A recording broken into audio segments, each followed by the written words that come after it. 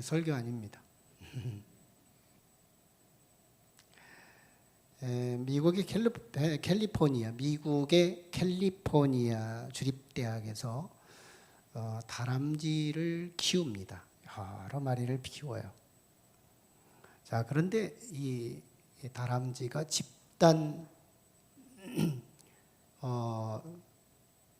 집단으로 죽게 돼요.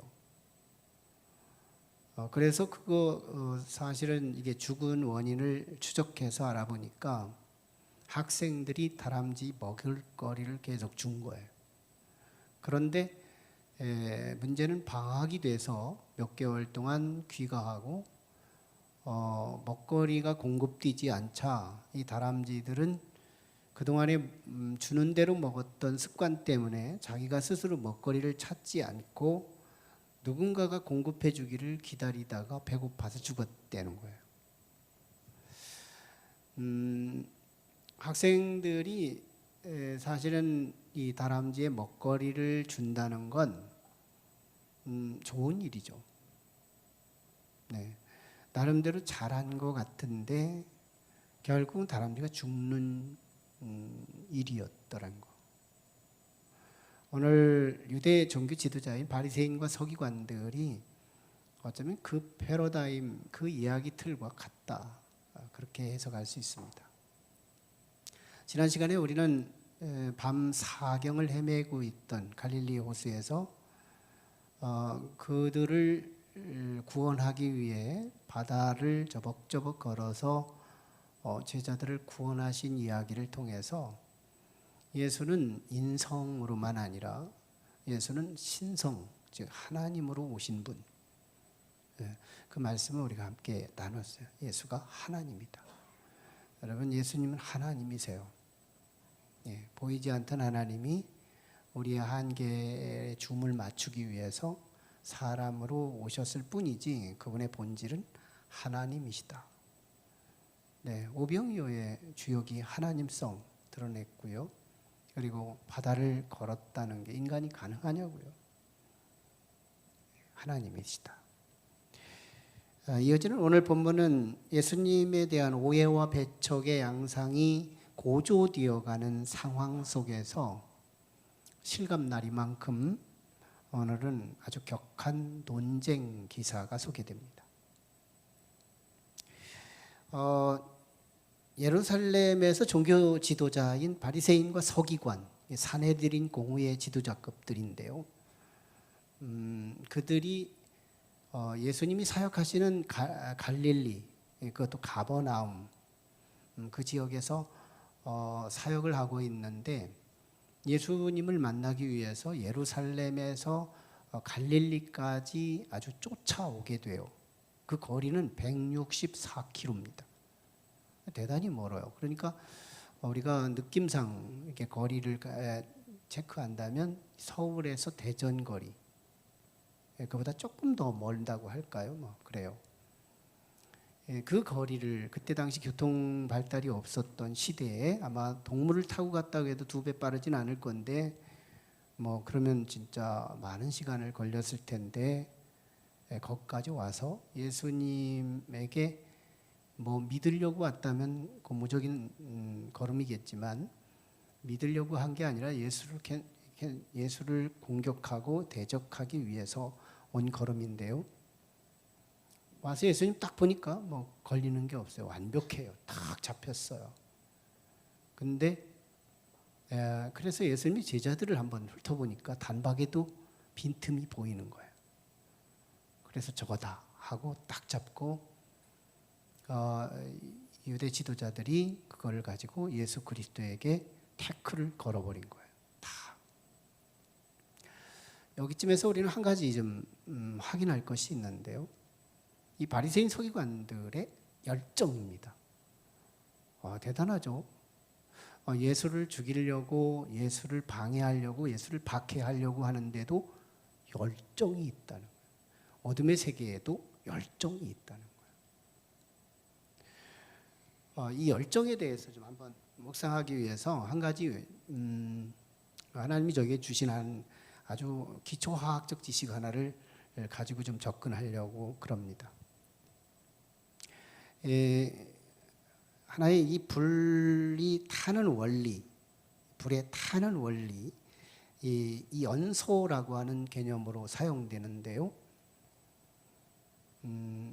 뭔가가 불에 타려면 세 가지 조건이 갖춰져야 돼요. 하나는 가연성 소재, 타는 것들 말이죠. 나무도 가연적이죠. 그리고 뭐 가죽도 또 종이도 헝겊도 뭐 타는 것들, 이런 것들이 다 가연성 소재들이에요. 그 다음에 이제 산소가 있어야 하고, 그리고 점화원, 번쩍하는 불, 이 점화원이라고 하는데 이것이 있어야 돼요. 기초화학적 지식이니까요. 이 세 가지가 구성이 되면 활활 타오르게 됩니다. 근데 그 중에서도 이 산소가 중요한데요. 이 산소량이 적정할 정도로 충분히 공급이 되면 그 공급이 되지 않거나 공급이 되면 전혀 다른 상황이 이제 주어지게 되어요. 이 산소가 약하면 가장 먼저 불완전 연소가 이루어져서 연기를 동반하고 유독가스를 발생시켜가면서 자체뿐만 아니라 주변의 생명체를 위협하는 그런 결과를 얻게 해요. 그런데 상반되게 완전 연소가 되는 경우들이 있어요. 그게 뭐냐면 적절한 산소가 충분히 있으면 완전 연소. 뭐 탈 때 연기를 동반하지 않아요. 그냥 다 타버려요. 그리고 전체에 타서 없어지기 때문에 존재 자체가 사라져 버리기 때문에 이제 주변에 유해를 주지 않아요. 근데 대신 그것이 불이 붙어 있는 동안에 빛을 드러내고 열을 동반해서 따뜻함을 기여하고 끓임이나 어떤 유독가스를 발생시키지 않기 때문에 쾌적한 공기를 제공해주고 주변에 유익을 줘요. 빛 줬죠? 따뜻함을 줬죠? 공기에 청정을 줬죠? 그러니까 완전 연소, 불완전 연소, 여기에 키가 뭐냐면 산소였다는. 저는 이것을, 이 산소를 하나님의 은혜로 비유하고 싶어요. 하나님의 은혜로 비유될 수 있는 베개는 우리 하나님이 창조하신 세계 중에서 아마 3개 정도로 우리가 규정할 수 있는데요. 태양, 이거 하나님의 은혜 채널로 하나의 비유될 수 있는 매개입니다. 왜냐하면 그건 온도를 주지요, 그리고 빛을 주지요. 그게 없다면 우리는 살아갈 수가 없어요. 은혜의 상징 매개 맞죠? 그리고 또 물도 은혜의 채널이 됩니다. 대부분 성서에서 나오는 이 물은 은혜로 유비되고 교훈이 돼요. 은혜. 또 하나가 있다면 산소입니다. 산소. 이 세 가지가 은혜 채널로 하나의 대표 피조물이 될 텐데, 저는 그 중에서도 태양은 지구 반대쪽에 있으면 여기는 깜깜해요. 은혜의 상실감을 느끼게 하는 거예요. 그리고 너무 뜨거워도 또 우리는 압박이 돼요. 너무 추워도 압박이 되고, 은혜에 대한 이 감소가 이루어지더라는 거죠. 근데 물은 뭘까요? 우리가 충분히 습득하고 그러면 물 먹고 싶지도 않아요. 그냥 단순히 끊어지고 싶어요. 근데 보세요, 산소. 이 산소는 참 내가 의식할 때도 산소가 필요해요.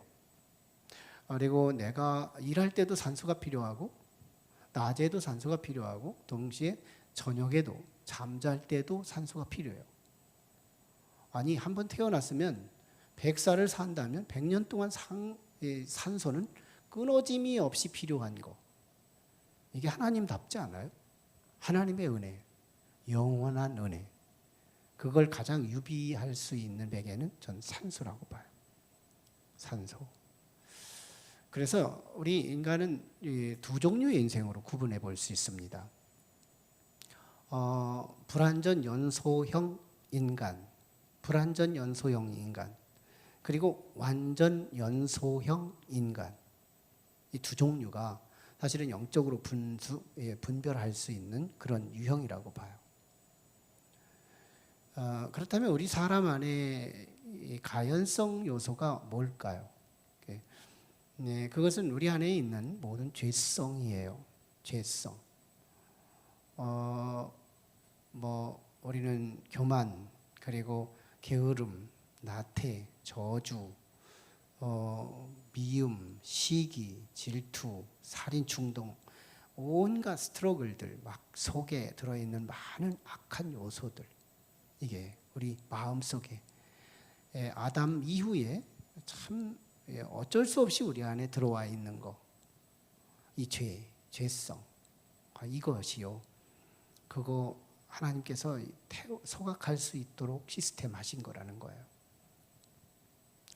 그게 가연성 소재라고 한다면 점화원이 뭘까요?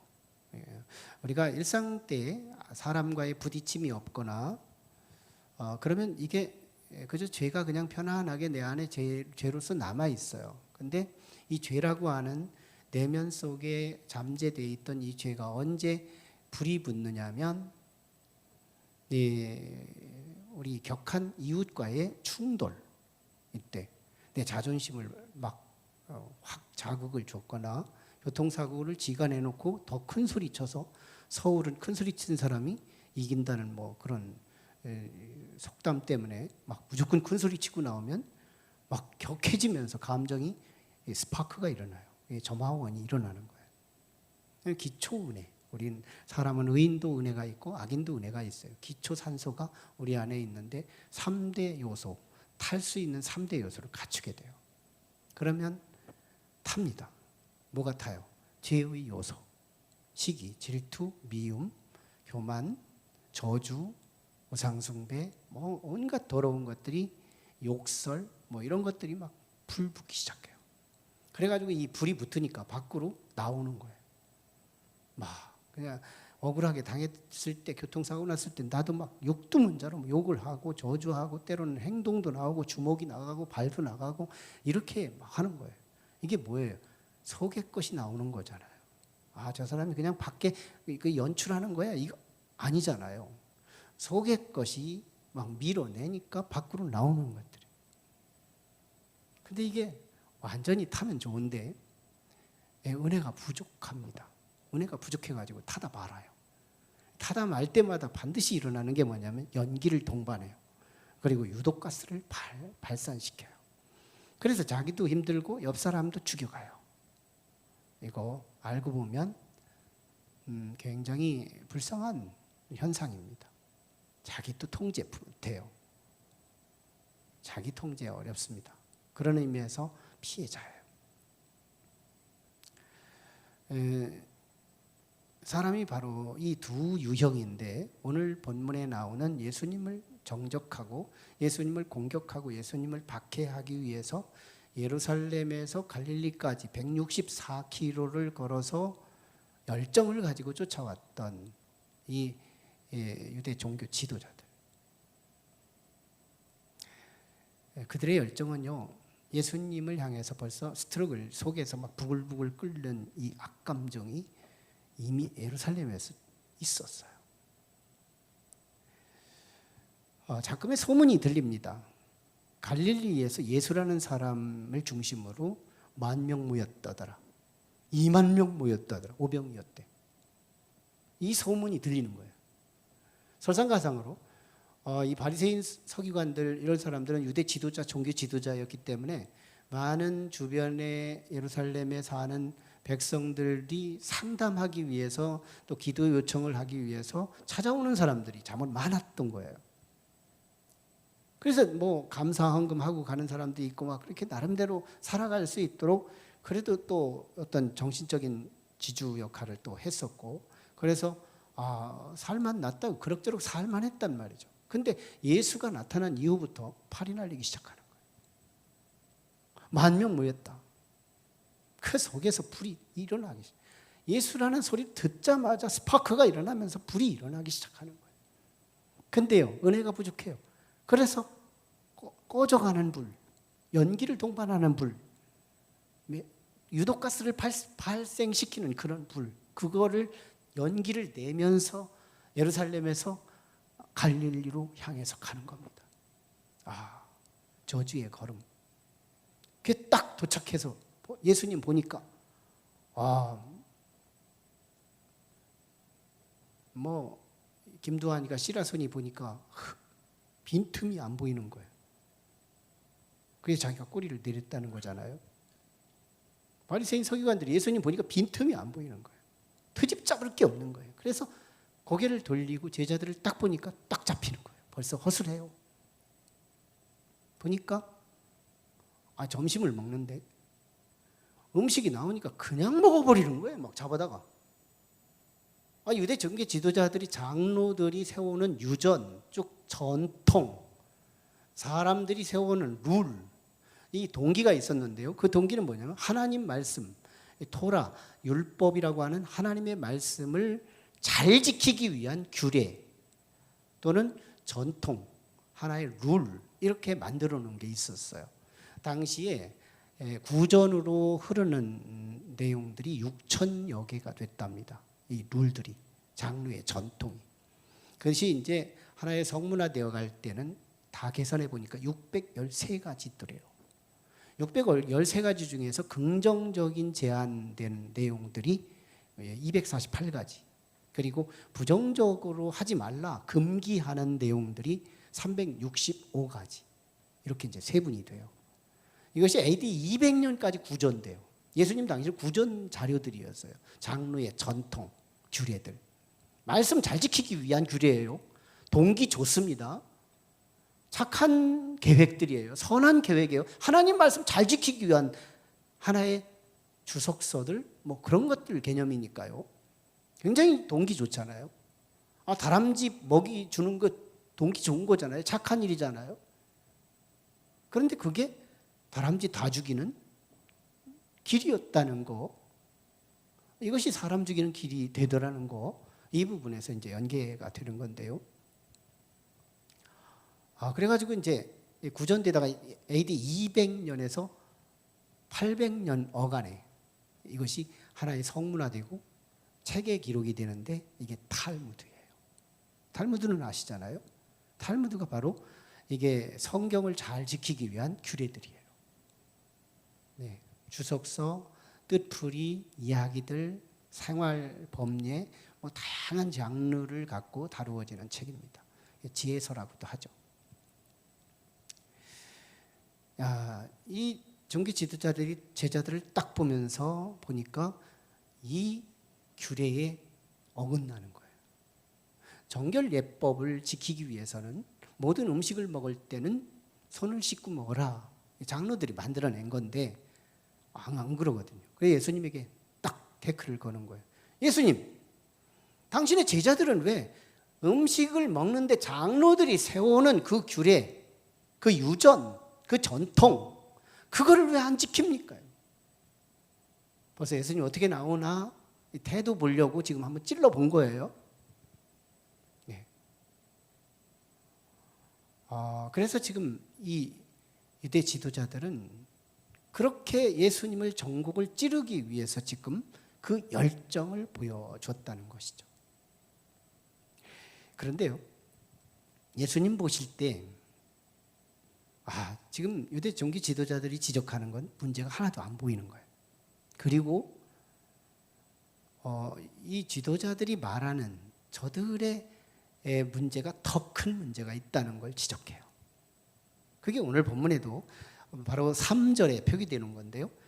그렇다면 너희는 어찌하여 너희 전통으로, 너희 전통, 유전, 너희들의 규례로, 룰 가지고 하나님의 말씀을 범하느냐? 이걸 지적해요. 예리한 지적이죠. 예수님이나 할 수 있는 거죠. 아마 얘들이 예수님을 공격하지 않았으면 얘들 그냥 가려졌을 거예요. 근데 예수님 잘못 공격했다가 지금 자기들이 지금 드러날 판이 된 거예요. 굉장한 지금 도전을 받고 있는 말씀이죠. 그러면서 예수님이 아주 사실적 근거를 제시합니다. 소위 고르반 제도. 하나님께 드림이 됐다. 즉 서원제도인데요. 내가 열맞이기를 갖고 있어요. 열맞이기 정도 가지고 있으면 부모를 모셔야 되는 건데 부모 모실만 하잖아요. 재정권이. 열맞이 정도 가지고 있으면. 그런데 부모는 모시고 싶지는 않아요. 냄새 나죠. 부모의 잔소리 싫죠. 부모 안 모시고 싶은 거야. 그러면 사람들이 이제 유대 지도자들이 꼼수를 부리는 것이 뭐냐면 내가 고르반하자. 부부끼리 합의를 봅니다. 우리 고르반하자.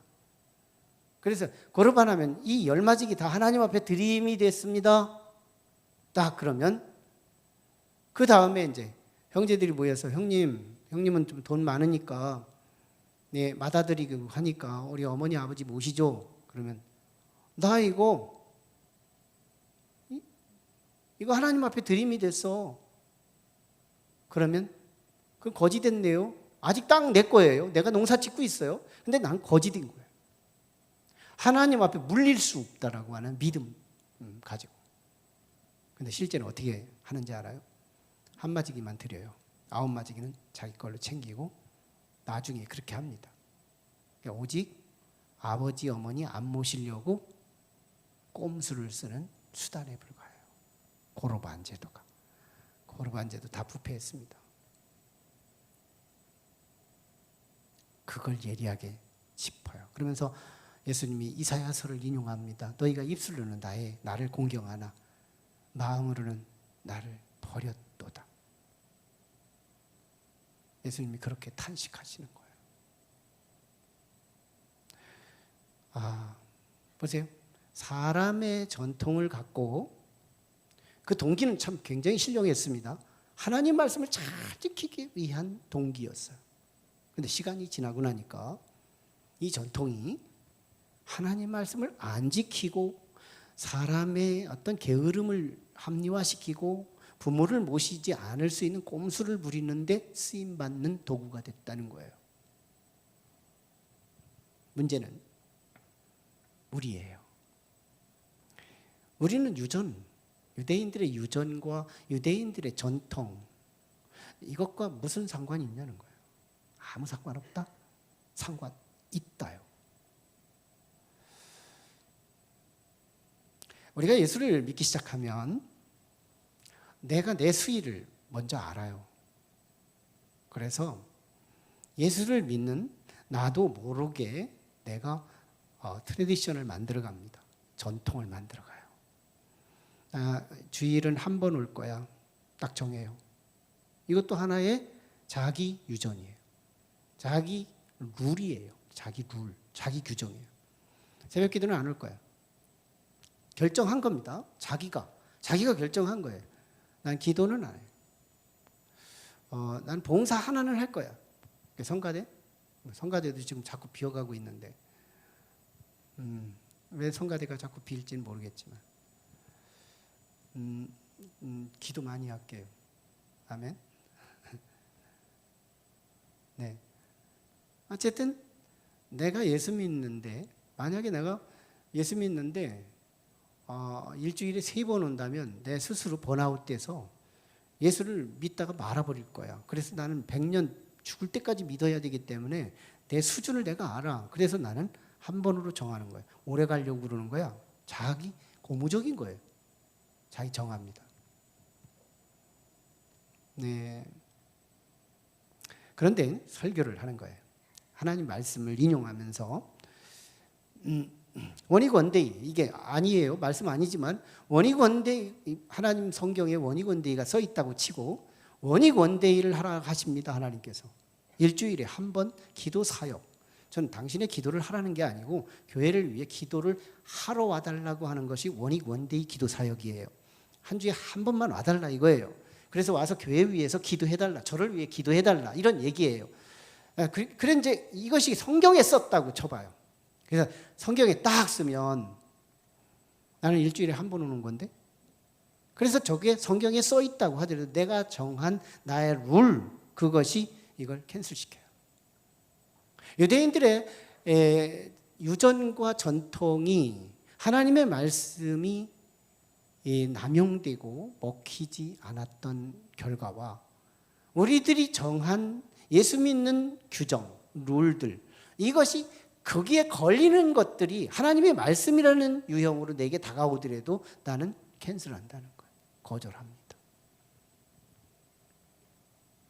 이것이 우리의 심각성이에요.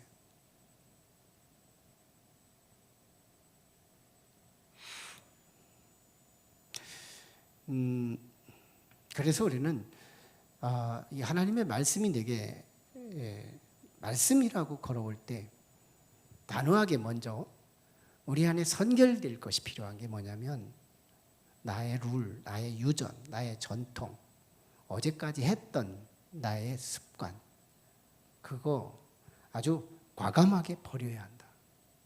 말씀 앞에서 나를 순수히 지켜가야 돼요. 어제의 나의 습관이 오늘의 말씀을 삼키게 하면 우리요 은혜 받기 어려워요.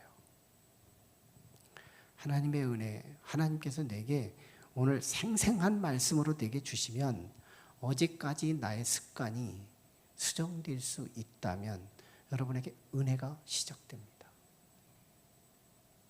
전 지금 결국은 은혜 얘기를 하려고 하는 건데요.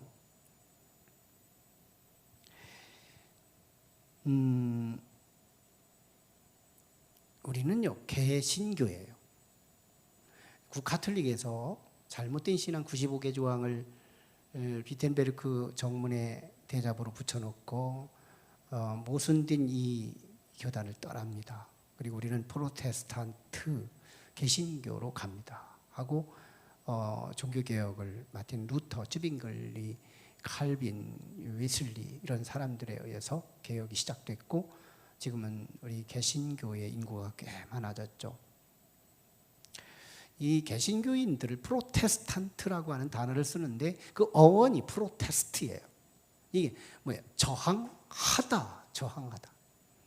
사람이라는 것이 습관, 반복, 계속하다 보면 처음 동기는 선한데 나중에 쭉 시간이 지나고 나면 이것이 기계적으로 바뀌어요. 습관적으로 바뀌어요. 그래서 처음 순수한 생명력을 잃고 이것이 역기능화되어 갑니다. 유전의 전통이 그랬던 거예요. 이 유대인들의 가지고 있었던 유전이 하나님 말씀을 지키기 위해 세워놓은 이것이 시간이 지나면서 반복하면서 이것이 그렇게 변질돼 갔다는 거예요. 그래서 사람은 몇 번의 반복이 쭉 지나면 한 번씩 트랜스포 변화를 줘야 되는데 이것이 프로테스트라는 거예요. 난 이대로 안주하면 안 돼. 저항할 거야. 비진리로 가고 있어. 자꾸 말씀의 진리 안에 순수함이 떠나고 있어. 난 지금 저항할 거야. 난 순수로 갈 거야. 하나님 말씀이라면 내 어제까지의 나의 고집 풀어버릴 거야. 어제의 고집, 어제의 습관, 어제까지 했던 거 다 과감하게 내려놓을 거야. 그게 오늘의 하나님 말씀이라면, 그게 내게 생생히 주시는 말씀이라면 나 어제까지의 내 철칙, 나의 철학, 나의 좌우명 이거 다 완전히 무너뜨릴 거야. 이 태도. 은혜 받는 사람들 보면 한 번에 과감한 결단이 꼭 있다는 거 아니겠습니까? 우리 은혜 받아야 되지 않겠습니까? 은혜를 감소시키는 요인이 뭐냐면 나의 틀이에요. 내가 먼저 만들어낸 그것도 고무적으로 동기 좋게 예수 잘 믿으려고 작정해놓은 나의 유전, 나의 전통, 나의 룰, 그것이 오늘의 하나님의 말씀을 완전히 삭제시키거나 반도막 만들거나 하나님의 말씀이 내게 들어올 수 없도록 바리케이트를 쳐가는 과정이 오더라는 거예요. 이거 부숴야 해요. 그게 말씀이라고 솔직하게 베리아 사람들처럼 지금 들린 것이 진짜 성경에 기록됐나? 그래서 기록됐다면 퓨어하자 이거예요. 순수하자 이거예요. 그냥 나의 고집으로 이것이 가려지거나 삼켜지거나 나의 철칙에 맞지 않아. 그러면 그건 말씀이라도 소용없어 하고 우리가 제어한다면 안 된다는 거예요.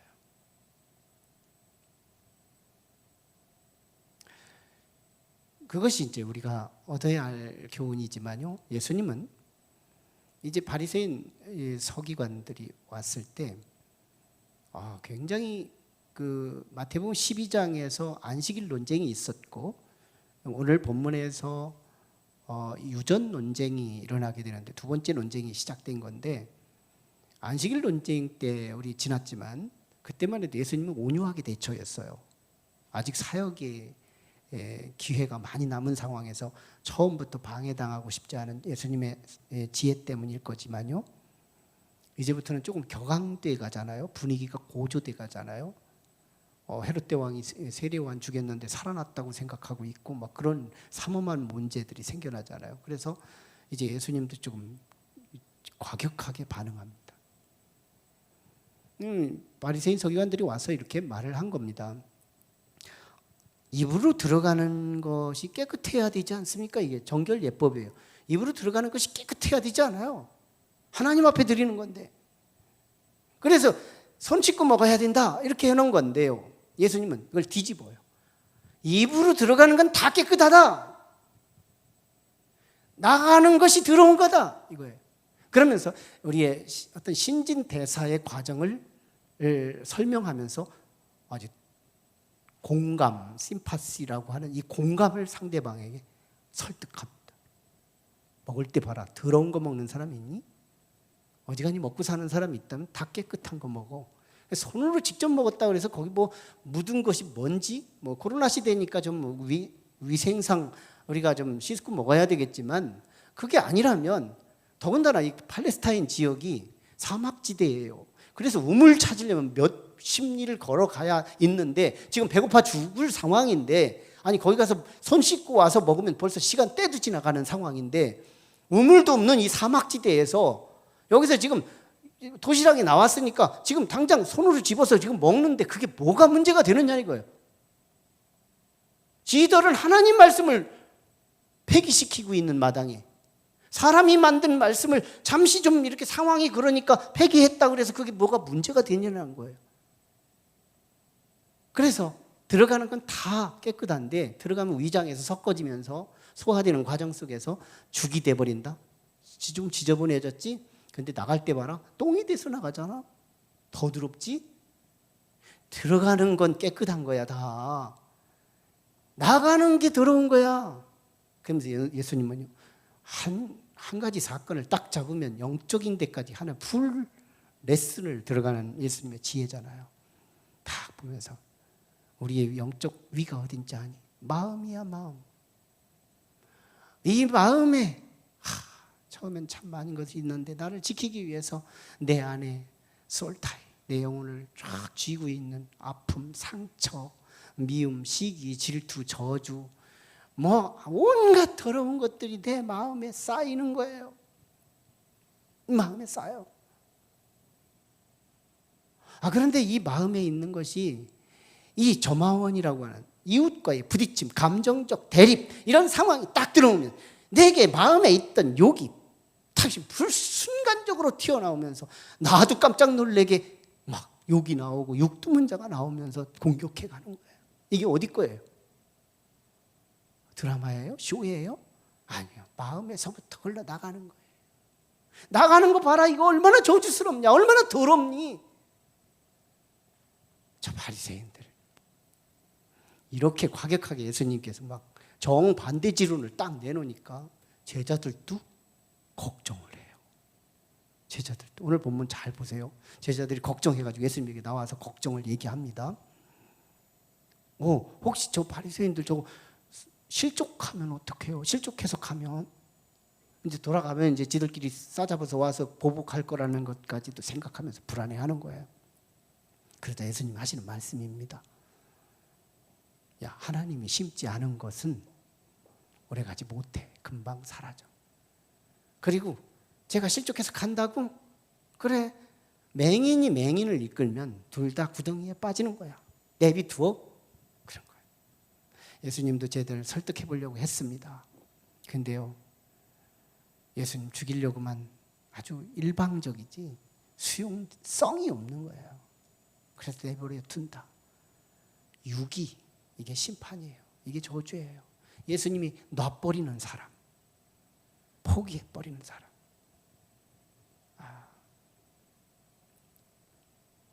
그냥 두라는 거예요. 여기서 아버지가 심지 않은 것이라는 것이 뭐냐면 유전이에요.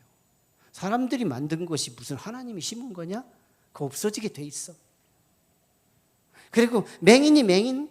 아마 분명히 예루살렘 가면 또 저 바리새인 쫓아다니는 사람이 있을걸. 그거 아무 진리를 모르니까. 근데 바리새인은 지가 안다고 하지만 소경이야. 소경이 소경을 인도한 이들은 망하게 돼 있어. 망하려고 가는 저 사람, 실족해서 가는 저 사람, 회개하고 나하고 지금 손 붙들고 지금 해도 지금 늦은 판인데 그렇게 가겠다고 고집 핀다면 내버려 두겠다 이거예요. 예수님 유기하시겠다. 예수님의 유기가 제일 무서워요. 우리는 지금 붙들고 있기 때문에 여기 와 계신 거예요. 예수님이 나를 참견하신 거예요. 예수님이 나를 붙들고 있는 거예요. 나를 붙잡고 있기에 내 마음대로 살지 않아요. 주님의 뜻이 반영되고 주님을 경배하고 예배하는 사람이 되는 거예요. 분위기를 잘 파악하는, 그래서 먼저 따위를 잘하는 베드로가 이 화두가 너무 밖으로 나간 것 같으니까 다시 원점으로 돌립니다. 베드로답죠? 주님, 그러면 입으로 들어가는 것이 사람을 더럽게 하는 것이 아니고 입에서 나오는 것이 사람을 더럽게 한다는 뜻이 뭐예요? 이걸 질문해요.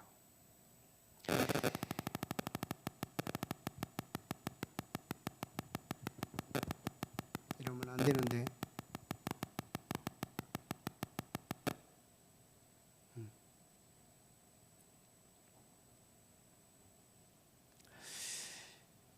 우리는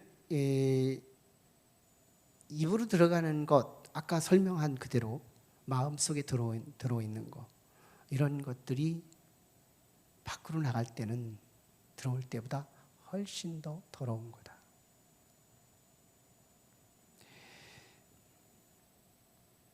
문제는 우리가 이제 가연적 요소인 내 생각, 내 간음, 내 살기, 내 욕설, 내 저주, 이것이요 그때마다 삭제되어야 돼요. 타야 되는 거예요. 연소되어야 돼요. 불완전 연소가 아니라 완전 연소. 근데 잘 보세요. 우리는 완전 연소형 인간이 누굴까? 1차적으로 단호하게 말할 수 있는 분이 예수님이세요. 예수님은 완전 연소형 인간입니다. 따지고 보면 예수님의 상처와 내 상처를 비교해 보세요. 예수님의 상처보다 내 상처가 더 크다고 생각하는 분이 있으면 손 들어 보세요. 없습니다. 만약에 들었다면 무지 때문일 거예요. 예수님은 가정으로부터도 소외됐어요. 예수님 사역하실 때 예수를 안 믿었어요. 야고보도 안 믿었어요. 부활한 뒤에 믿었어요. 가족들이 협조를 안 했어요. 예수님은 제자들로부터 배신당했어요. 다. 3년 반 동안 동고동락했는데 배신해요. 가룟 유다에 의해서 돈 주고 팔려요. 예루살렘에 처음에 종려주일에 들어갈 때 호산나파 예수님을 찬양하던 사람이 빌라도 앞에서 예수를 십자가에 못 박으라고 민족으로부터 배신당해요. 로마의 병사가 비아돌로르자의 십자가의 길을 걸어가는데 거기에서 채찍을 가지고 저주하면서 때리기 시작하고요. 예수님이 십자가에 매다른 과정 속에서 제비를 뽑아요. 그리고 조롱해요. 그리고 십자가에 매달려요. 그리고 마지막에 가서는 하나님 앞에까지 엘리 엘리 라마 사막다니를 해요. 하나님한테도 버림받아요. 예수님 가슴을, 예수님의 위장을 한번 보라고요. 마음, 영적인 위장, 마음을 보라고요. 쓰레기통이에요. 쓰레기통. 이런 쓰레기통 없어요. 근데 예수님 보세요. 얼굴이 안 보여요? 난 보이는데 예수님 얼굴에 평온함이 있어요. 제자들에게 이렇게 말합니다. 나의 평안을 너희에게 주노니 너희도 평안하라. 무슨 쇼하는 거예요? 예수님의 마음은 평안해요. 왜 그럴까? 예수님은요, 제 십자가에 매달린 상황에서 사도 요한에게 말합니다. 요한아, 내 어머니는 네 어머니야. 어머니를 걱정합니다. 지 코가 석잔데, 자기 코가 석잔데 예수님. 옆에 있는 십자가에 죽는 원수 강도가 오늘 밤 낙원에 나도 거하게 해달라고 주님 말씀합니다. 오늘 밤 나와 함께 낙원에 있으리라. 다른 사람들을 챙기는 거예요. 왜 그럴까요? 완전 연소. 완전 연소. 완전 연소의 조건. 산소. 은혜. 은혜. 늘 은혜를 그 가슴에 있으니까 한 번 불 붙으면 완전히 타버리는 거예요. 인류가 준 저주를 한 번에 다 태워버리니까 그 마음의 위장은 깨끗한 거예요. 염증 하나도 없는 위장이 돼버리는 거예요. 예수님의 샬롬의 마음, 하나님의 나라, 이 마음이 예수님 안에 가득한 거예요. 그래서 십자가에 매달려서 사역하시는 거 보세요. 7마디의 거룩한 말씀들을 하시는 거 보세요. 그 예수를 우리가 믿는 거예요. 그 예수의 평안이 우리에게 임하는 거예요. 그 예수의 천국이 내게 임하는 거예요. 우리는 믿어서 구원받고요, 그분을 닮아서 우리는 그때그때마다 완전 연수의 인상을 닮아가는 거예요. 우리도 가정에서의 상처, 직장에서의 상처, 교회에서의 상처, 우리 안에 더러운 것 많이 있어요. 이거 그냥 불완전 연소가듯 하다 말고 연기 내고 유독가스 발생하면서 나도 모르게 주변 사람들을 해하며 살아가는 삶이 아니고, 이제요, 완전 연소를 위해서 뭐가 필요해요? 은혜.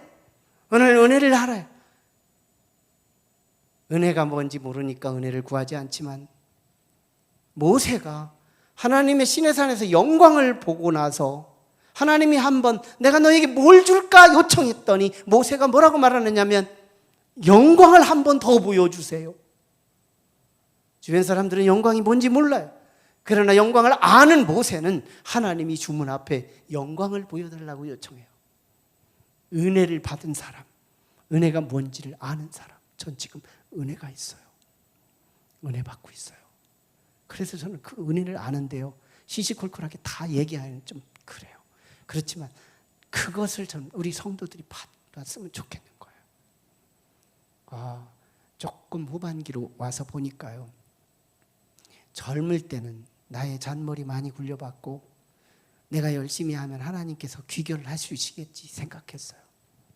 근데 이제는 은혜가 먼저 있어야 내 몸부림이, 오병이어의 이적이 나타나지, 은혜가 없이는 내 몸부림이 다 제로 간다.